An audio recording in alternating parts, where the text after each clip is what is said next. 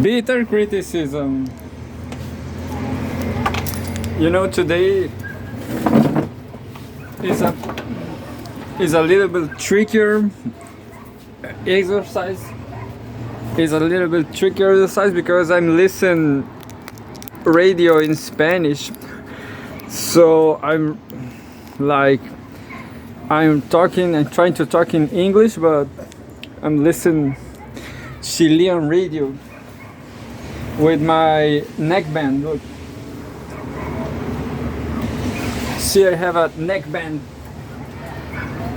which nobody knows what that is. Here in most of the stores. Well, I'm listening to a pretty fascist radio right now. We will have an election from consigliers, some like people that will write the new constitution here, and they will be in May 7. May 7, and I didn't know that, but we already have an expert commission. I didn't know how the process how it's been the process, but right now we just have an expert commission. So the right wing is talking that the Chilean history is already done, and I don't know that Pinochet is hegemonic, so that's it. Chile is one of the most liberal countries in the world. I think it's not a prosperous country, and that's it. But I'm planning to leave to the Netherlands, for example, and that's my call for this news from Russia Today, as always. And bitter criticism for me, because I want to move to a nation that kills civilians in Iraq. Like media investigation. It says the Netherlands has decided to declassify data on airstrikes in the Middle East after media expose.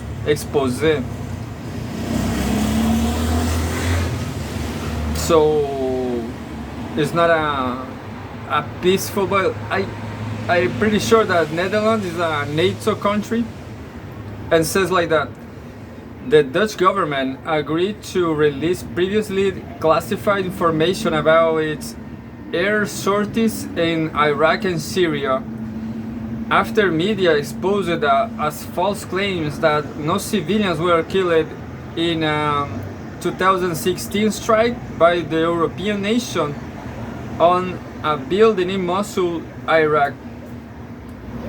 A U.S. military assessment had identified the target as a terrorist HQ.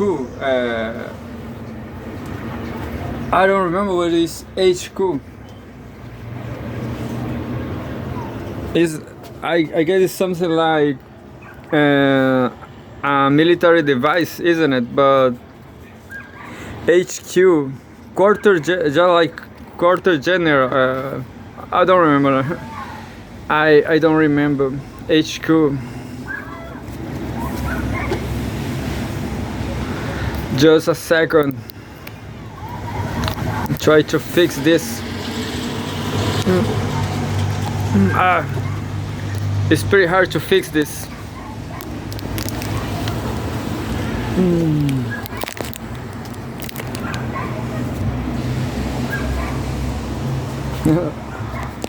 Pretty hard. I guess it's recording. Otherwise I'm talking alone. Well, the radio is over here. So this neckband is what it was very cheap, but it's very bad. I want a neckband like this, but a better one. Look, this one is like garbage, you know. It's not work, doesn't work so well, but you know, it's very cheap. So it calls that is saying that looks like the Netherlands killed some Iraqis in 2016. Yeah, this probably is true, but you have to. But I have to put these kills in perspective. You know, like there are so much people who dies in Brazil because of nothing. You know, I don't know how much people I will get. I will develop this idea. The database released on Thursday details Dutch F-16 missions between October 2014 and December 2018, which were part of Operation Inherent Resolve, a US-led military campaign against the Islamic State, IS, formerly ISIS. It closed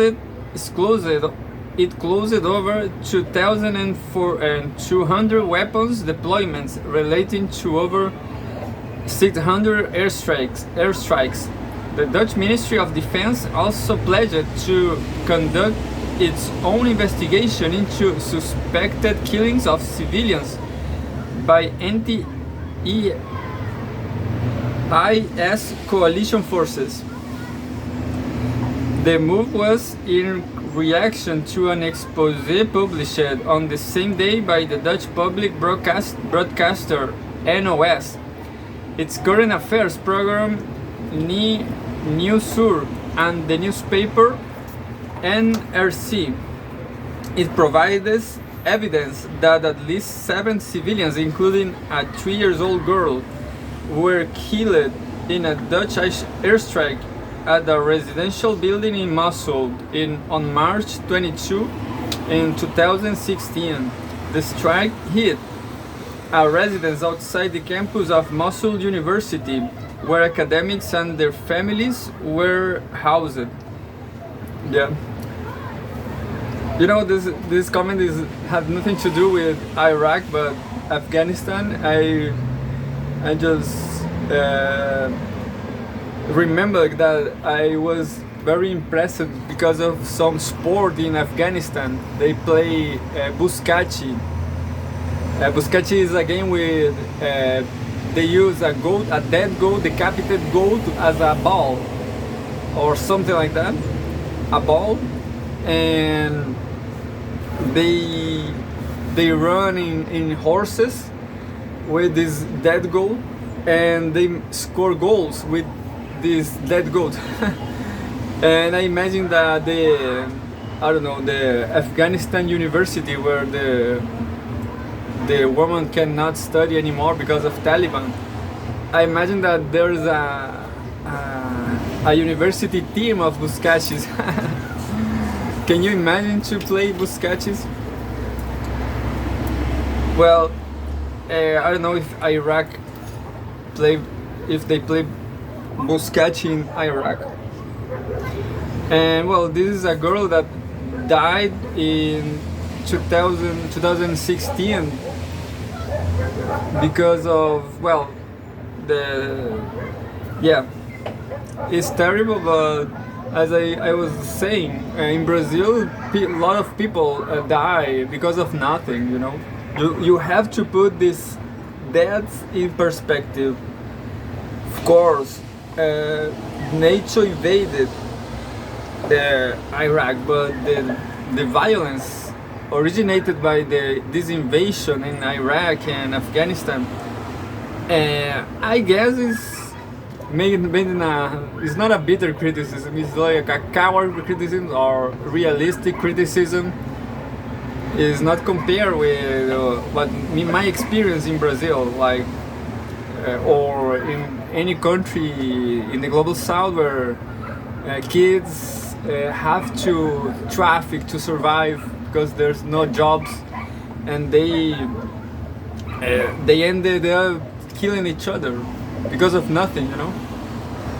So you can say, yeah, the Netherlands killed a little girl, a little Iraqi, and there's more. There's more realistic criticism, like conservadorism. Like there's so many Iraqis in the Netherlands, I guess. Well, these kills are not the worst thing that the Netherlands did. I guess the worst thing is I don't know, stealing oil.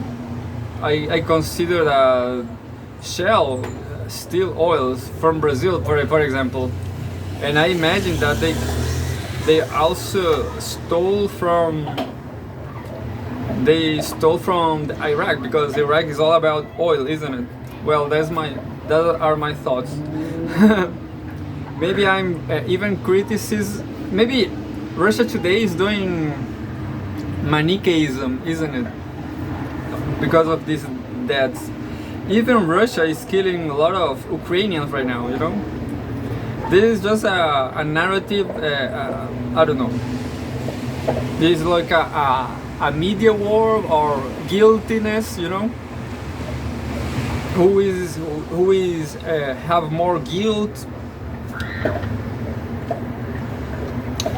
Well, the move was in reaction to an exposé published on the same day by the Dutch public broadcaster NOS, its current affairs program Nieuwsuur, and the newspaper NRC. It provides evidence that at least 7 civilians, including a 3-year-old girl, were killed in a Dutch airstrike at the I just read that. I already read. The raid was previously detailed in a 2017 assessment by the U.S. Central Command, CENTCOM, which was obtained by the New York Times and released in 2022. CENTCOM claimed that the building was used by ISIS militants as a military headquarters and that no civilians were allowed into the building. The Dutch media research, which was carried out with the help of Airways, a London-based NGO which records claims of civilian harm in strikes, found eyewitnesses who contradicted the US account. The residents of the building said militants were present in the neighborhood because they had their wives and children housed in the homes of people who fled from Mosul, but they never detected any military activity and believed the US had every opportunity to know this, considering that the coalition forces constantly flew surveillance drones over the area. The Dutch government deflected accusations of underreporting civilian casualties after national media reported in 2019 that at least 70 non-combatants had been killed in a 2015 airstrike on the Iraqi city of Hawija. Prime Minister Mark Rutte referred to CENTCOM at the time, stating that they were the arbiter in such cases and have all the knowledge and experience to make assessment authoritatively.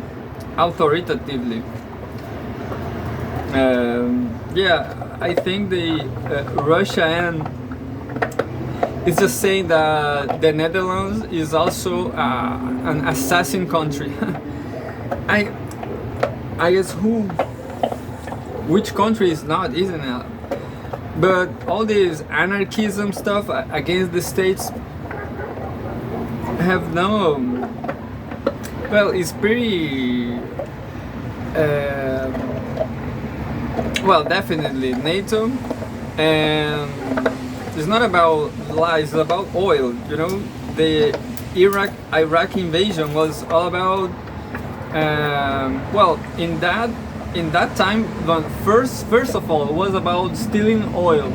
So they stole the oil in Iraq, and then they create ISIS. You know, ISIS was created by the US. And then the Netherlands were sent some F-16s to combat ISIS. So yeah, maybe yeah. This the only thing that this news say to me is that the Netherlands is a responsible country. You know, they kill one or two persons by accident, combating. Well, the issue about Shell. You know, Shell is like they like steal oil from other countries like Brazil or Iraq. Anyway, but yeah, all these things about Russia and the Netherlands is more like Manichaeism. This is Manichaeism. Well, I will read another.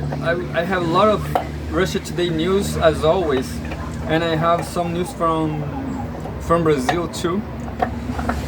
But I guess I will read it later. Icon of U.S. industry to quit Russia. RBK is maybe it's not a Reebok, isn't it? Reebok. Icon of U.S. industry to quit Russia. 3M is reportedly selling its assets in the country, but I guess 3M is German.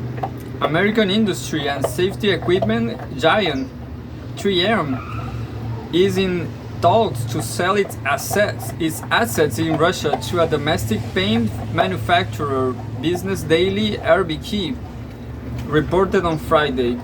The US conglomerate owns two plants in the country where it produces devices for the oil industry as well as personal protective equipment such as face masks and dust masks.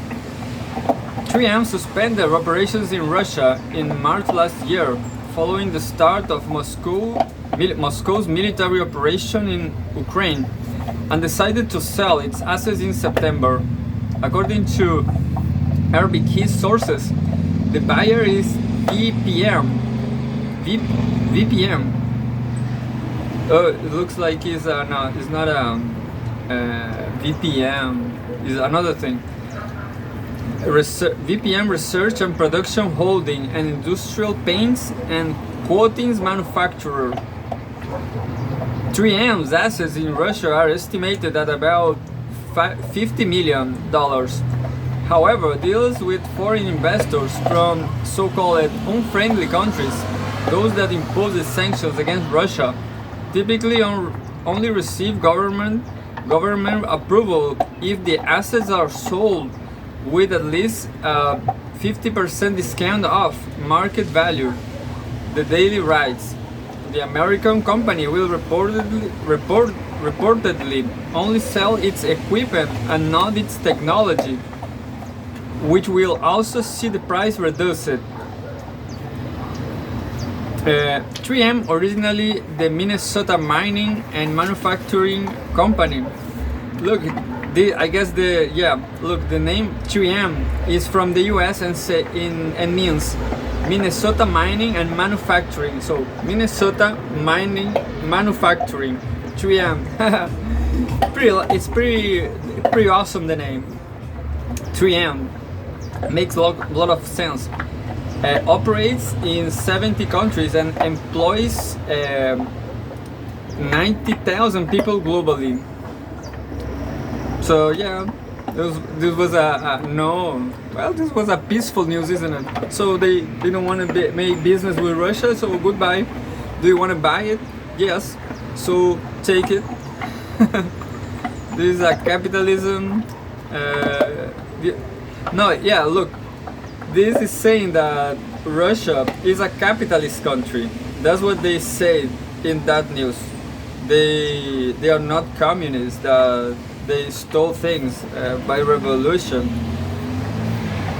And you know, the left wing in the global south, here in Chile or Brazil, they always say that Russia or Vladimir Putin is a right wing politician, or that is his ideology. Anyway, more news.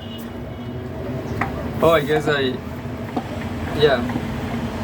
Spain still dependent on Russian gas. Media. Madrid claims it can stop LNG imports, which have soared by more than 170%. El Confidencial reports. Look, I just knew where the Confidential came from. I thought it was a Mexican journal, because I knew I have news from El Confidencial, and I don't think it's too good. I'm sorry. And here we have a photograph from a paella with Russian gas. Spain's imports of liquefied gas, natural gas, LNG, from Russia in January and February saw a massive year-on-year surge of 172%. El Confidencial reported on Friday, citing data from Spain energy company Enagás. Purchases of superchilled fuel from the sanctioned country since the beginning of Russia's military operation in Ukraine have soared by 84%, making Spain the biggest importer of Russian LNG among EU member states. The impressive growth of LNG imports inspired the EU's pledge to eliminate its reliance on energy exports from Russia have reportedly caused major concern in Madrid and Brussels. Earlier this month, EU Energy Commissioner Kadri Simpson, but is not with P, Simpson, called for Russian LNG shipments to be stopped, saying energy companies shouldn't renew long-term contracts once current ones expire. Similarly, Spain's Ministry of Ecological Transition and Demographic Challenge asked companies including Naturgy, Repsol, Total Energies, Expo, Pavilion, Enagás, Met Energy, Enet Energy, EDP, Cepsa, and BP not to sign up for new purchases from Russia. However, Spain and the rest of the EU have no mechanism to stop the flow of LNG from Russia. El Confidencial reports. The importers are reportedly private companies, and trading operations are completely legal since Russian LNG has not been targeted by EU sanctions. Prior to its military operation in Ukraine, Russia supplied nearly 40% of the gas consumed by the EU countries, mostly through the pipeline network. Over the past year, EU gas purchases from Russia have been in steady decline. They are currently hovering about 10% of the bloc's entire consumption, according to Brussels. The latest increase in LNG purchase from the sanctioned country comes amid EU attempts to fill the void resulting from the sharp reduction in pipeline supplies. You know, I have a historical commentary that in the 90s, in the 1990, the USSR lost the war, because of ideology, because Russian people, Soviet people were the USSR had natural resources. They are full of gas. Still, they are full of gas. But right now, they are making the capitalists running. You know, and that is better for them, I guess, because there's no ideology problems. Because communism is a pretty difficult. Pretty difficult system to navigate, I would say, to make it real. There's so many unsatisfaction among people. I guess human beings are, I don't know, unsatisfied and they are, I forgot the word.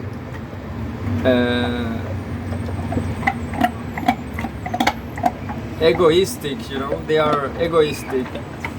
But there's a better word from egoistic. I don't remember it now. Anyway, US disappointed, but right now Russia have the gas, so I guess Putin will not fall, because they will keep earning money because of gas, and that's it. Russia will be the next superpower because they have the gas. I just forgot the word for egoism, because egoism is a Latin word. But there is a English word for egoism that I don't remember. I'm sorry. I guess I'm not an egoist. Look, US disappointed with UN court ruling on Iran. The Hague-based International Court of Justice, ECJ, has ordered Washington to pay compensations to Iranian individuals and firms. The US State Department has criticized a ruling by the International Court of Justice, ECJ, which found that some Iranian funds were seized illegally by American authorities.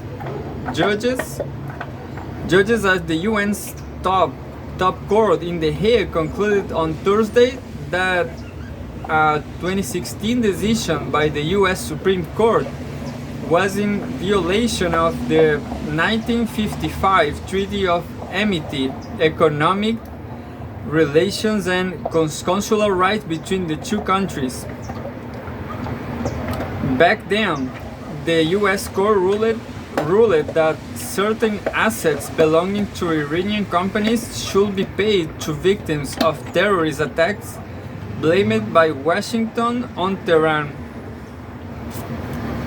Iran is entitled to compensation for the injury caused, the ECJ said, adding that the US has 24 months to agree on an amount for the payout, or the court will determine one itself.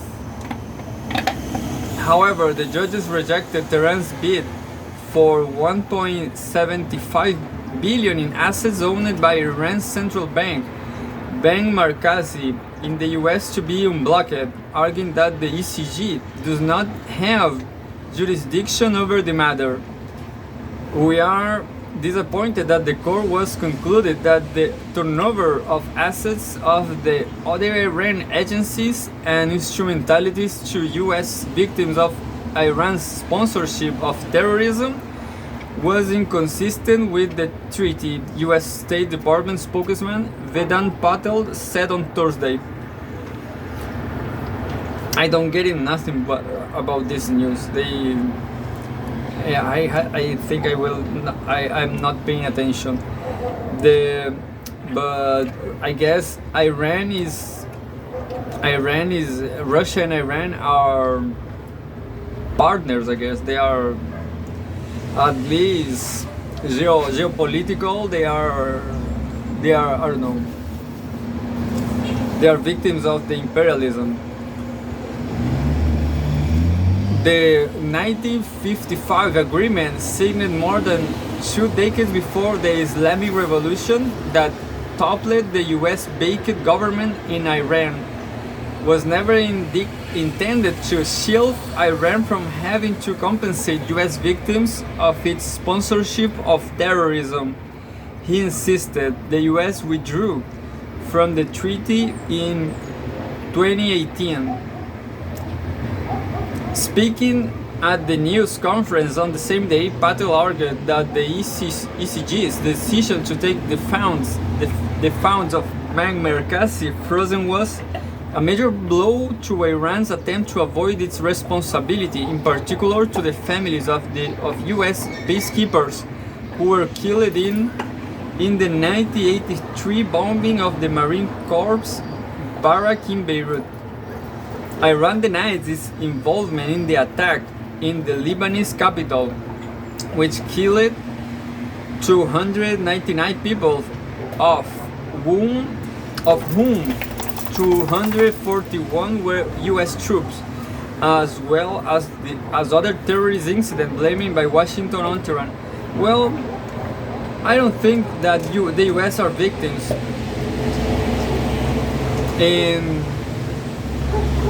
And anything happened in 1983 is too long ago. Too much time ago. And I just cannot remember the synonym of egoism. Greed, isn't it? Greed. I don't know, it's not greed. Anyway, there's another news that says benefits of globalization unfairly distributed, IMF.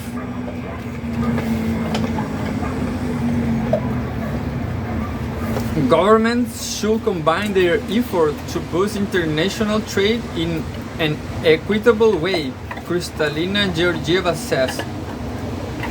The globalization of the world economy has led to unfair distribution of wealth between countries and peoples, International Monetary Fund, IMF. Managing Director Kristalina Georgieva said on Thursday.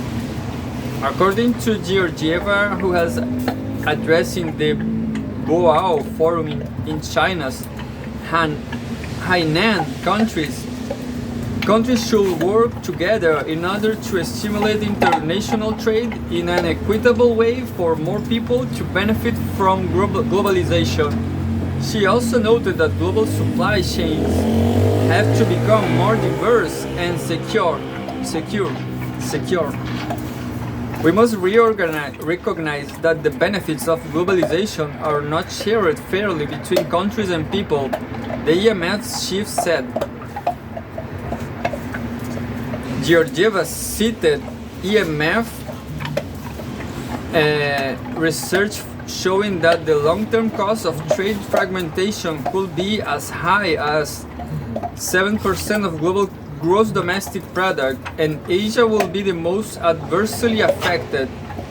She called on countries in a relative stronger position to help vulnerable nations, especially those under debt distress, claiming that such assistance will be particularly important against the backdrop of high interest rates and currency depreciation. We urgently need faster and more efficient global mechanisms for providing debt treatments to these countries, Georgieva stated, adding that such mechanisms will significantly benefit both debtors and creditors. Dubbed East Davos, the Boao Economic Forum was established in 2001 with the aim of providing cooperation among Asian countries, as well as strengthening their economic ties with other parts of the world. The forum provides a platform for dialogue between officials, entrepreneurs, experts, and scientists on economic, social, and other issues. The event, which kicked off on Tuesday in Hanoi, will run until March 31. And no criticism, that's awesome. I bet that Kristalina Georgieva is a beautiful blonde Russian. Well, Israel carries out airstrike near Damascus, Syria. I guess I will not read this news because I don't know. But I don't know the relation between, I guess, Israel and Russia are not partners, isn't it? Because Israel is a U.S. partner and Russia is not a U.S. partner. So I guess Russia don't like Israel. At least is how a novel would like. Israel carries out airstrike near Damascus, Syria. The attack, all this is from Russia Today. The attack outside the capital resulted in property damage, the Syrian military said. The Syrian Defense Ministry has blamed Israel for firing missiles at an area outside the country's capital, Damascus, early on Friday. The aerial attack took place at 12:17 a.m. local time and targeted a location in the Damascus countryside, the ministry said in a statement on Facebook. It said the missiles had come from the direction of the Golan Heights, a Syrian region that has remained under Israeli occupation since the Six-Day War in 1967. This is a very, very small region. All this Israel, I don't know, and a lot of war in a pretty small area. Syrian air defenses were activated, shooting down several of the incoming missiles, it added. There were no casualties as a result of the strike, but properties were damaged, the statement read. Syria's state-run news agency Sana has published pictures of explosions in the night sky, which were likely the result of the country's air defenses. The Israel Defense Force (IDF), which has a policy of not discussing its operations outside the country, has not commented on the attack. On Thursday, 2 Syrian soldiers were reportedly wounded in an airstrike in the southern part of Damascus. Last week, the airport in the country's second largest city, Aleppo, was closed for 2 days after an attack damaged its runway. Israel has repeatedly struck Syrian territory since the outbreak of the civilian war in the neighboring country in 2011, with the aim of reducing the presence of its arch rival Iran there. Tehran, together with Moscow, is assisting Damascus in its fight against terrorist groups. So this is the terrorism. I forgot. This is the terrorism that the US said that Iran is, I don't know, promoting. You know, the Syrian terror, the Syrian people terror.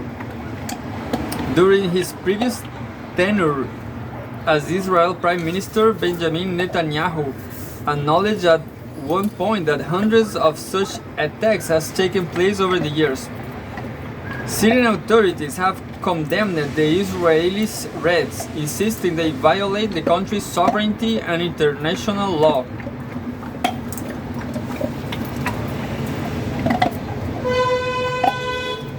Yeah, that news was, I don't know. So today the news are not flashy. Today the news are kind of boring, are kind of obvious. At least if you know anything about Middle East, is always the same thing.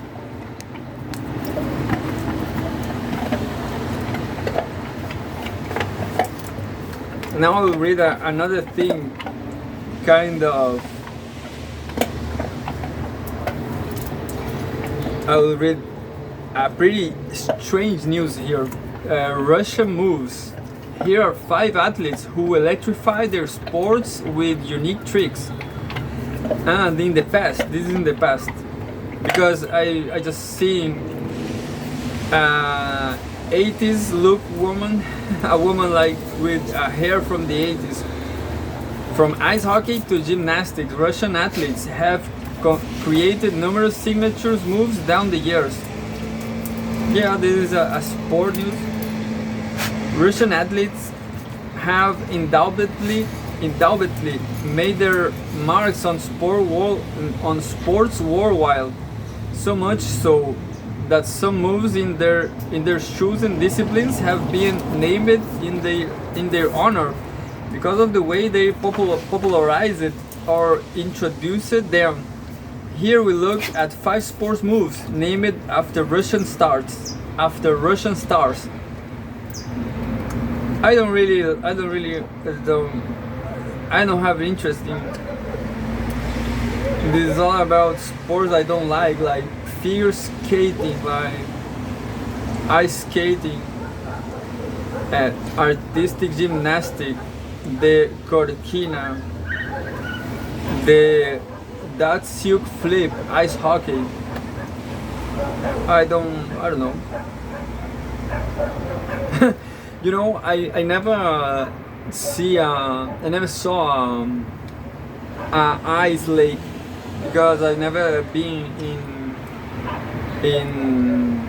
in a so-called country. The Caroline Lift, Westling,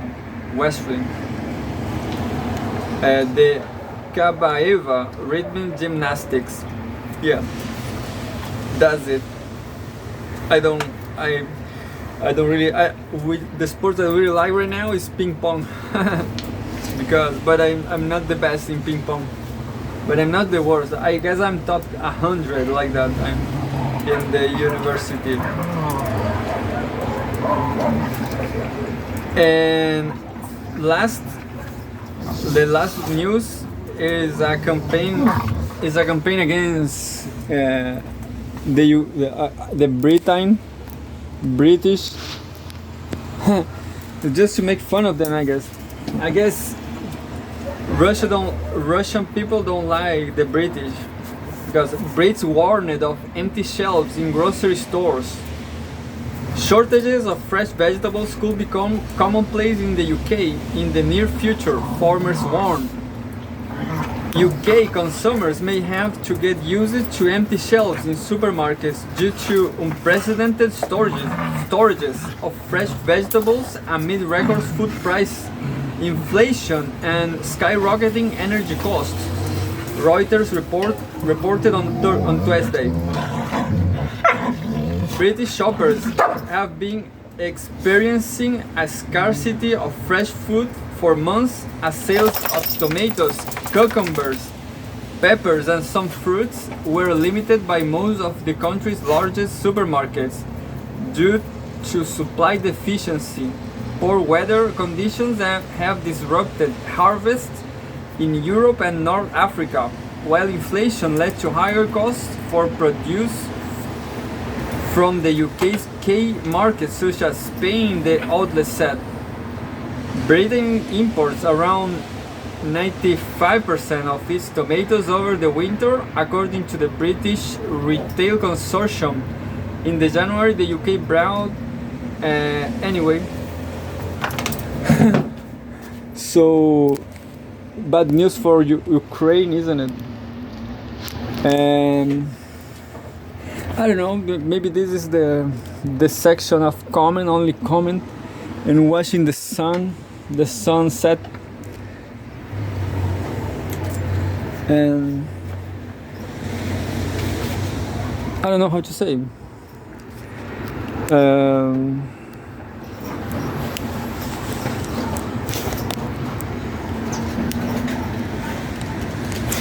I don't know how to say. I'm not a poet. I'm not a poet.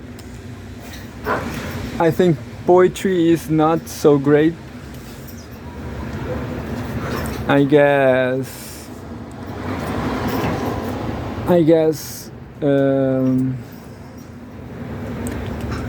social science texts are better than literature and poetry. I guess, I don't know.